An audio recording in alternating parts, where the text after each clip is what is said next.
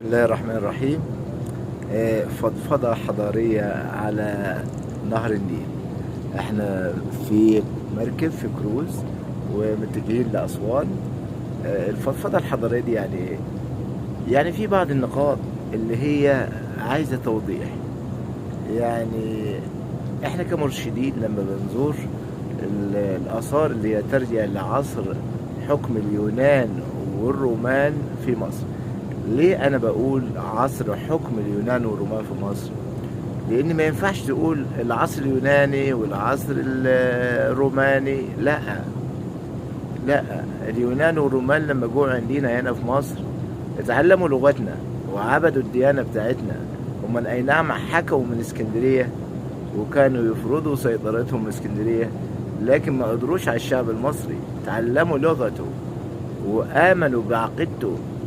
ماشي. في الفترة ديت، فترة حكم اليونان والرومان في مصر، أعيد بناء بعض المباني على أنقاض مباني معابد مصرية قديمة. يعني على أنقاض معابد كانت موجودة في العصر الفرعوني. طيب زي مثلا على سبيل المثال زي معبد دندرة. معبد دندرة ده أقيم للمعبودة حتحور، اللي هي على شكل بقرة أو أنثى بأذني بقرة، وكانت حتحر.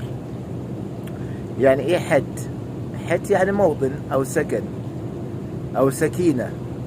حر اللي هو حورس، ويعني اسمها حتحر يعني موطن حورس. أيوة، إحنا مش بنقول دلوقتي المرأة هي سكن الرجل؟ يعني حتحر يعني موطن حورس، ده معنى اسمها. كان مقر عبادها في يونتي انتوري اللي هي دندرة حاليا أو تنتيروس، على بعد 70 كيلومتر شمال مدينة الأقصر. هناك لما أعيد البناء على أنقاض المعبد الفرعوني القديم في فترة حكم اليونان والرومان في دندرة، جعلوا من قدس الأقداس المكان المقدس، يعني مكان الصلاة بالعربي كده، المكان اللي كان يصلي فيه، يعني زي المصلية بتاعتهم، واللي كان يقدموا القربان قربة للمعبود بتاعهم، سواء إله أو إله، لا إله إلا الله محمد رسول الله. فكانوا يحطوا تمثال في هذا المكان للتعبد.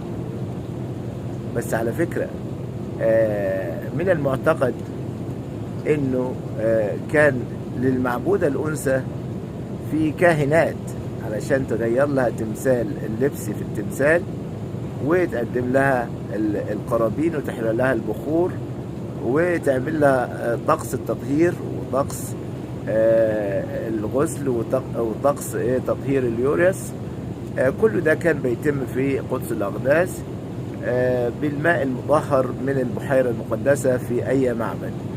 يبقى كده احنا سؤالنا بقى، في المعابد المصرية القديمة كان يوجد 3 غرف، ال3 حجرات لأمون رع مثلا وموت وخنسو موجودين. الحجرات القديمة موجودة في معبد الكرنك على سبيل المثال، وفي معبد الكرنك نفسه في معبد رمسيس الثالث، وال3 مقاصير بتاع السيتي الثاني. وفي معبد الأقصر في بداية قدس الأقداس هناك 3 حجرات لأمون رع وموت وخنسو. في البر الغربي في معبد هابو 3 حجرات في قدس الأقداس لأمون رع وموت وخنسو.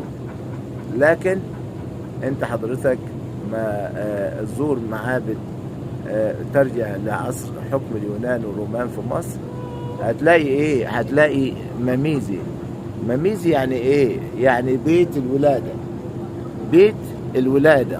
مكان اللي هو كان يعتقدوا ان الالهة المعبودة بتضع ابنها في هذا المكان. على سبيل المثال في دندرة في بيت الولادة بتاعت حتحور، وبتولد ابنها إيحي. يبقى هناك مذكور على جدران بيت الولادة حورس، وهو يقبل ابنه اللي هو إيحي أو حورس الصغير. يبقى بيت الولادة ده احنا لما نكمله مع قدس الأقداس يكون ثالوث. طب يعني بيت الولادة ده بس بياخد على جنب، في مثلا معبد إدفو على جنب يعني في بيت للولادة. يعني حتحور لما تزور إدفو بابنها إيحي أو حور سمتاوي، بتقعد تمثالها وهي ترضع إيحي، بترضعه يعني في بيت الولادة. طيب ماشي. بالنسبة لأي مكان، في عندنا في كومومبو بيت للولادة، في فيلا بيت للولادة المميزي. فأنت حضرتك لما تركب اللي هو الثالوث مع بعضه، هتلاقي ذكر للزوج والزوجة والابن في المعابد اللي ترجع للعصر اليوناني الروماني في مصر، عصر فترة حكم اليونان والرومان في مصر. هتلاقي ثلاث آلهة، بس الإله الأم والابن هتلاقيهم مذكورين فين؟ في بيت الولادة. يبقى كده عرفنا في المعابد الفرعونية كان الإله اللي هو الرئيسي، وزوجته وابنه على يمينه على يساره، كان يبقى في 3 قدس الأقداس. دي فضفضة على الماشي كده على ضفاف نهر النيل، واحنا في طريقنا لمعبد كومومبو ان شاء الله. واتمنى لكم التوفيق جميعا، ومتعكم الله بالصحة والعافية. بالنسبة لأي سؤال أو أي استفسار عن حضراتكم عن أي شيء في الحضارة المصرية القديمة، إن شاء الله ربنا يوفقنا جميعا بالإجابة عليه. شكرا جزيلا، متعكم الله بالصحة والعافية.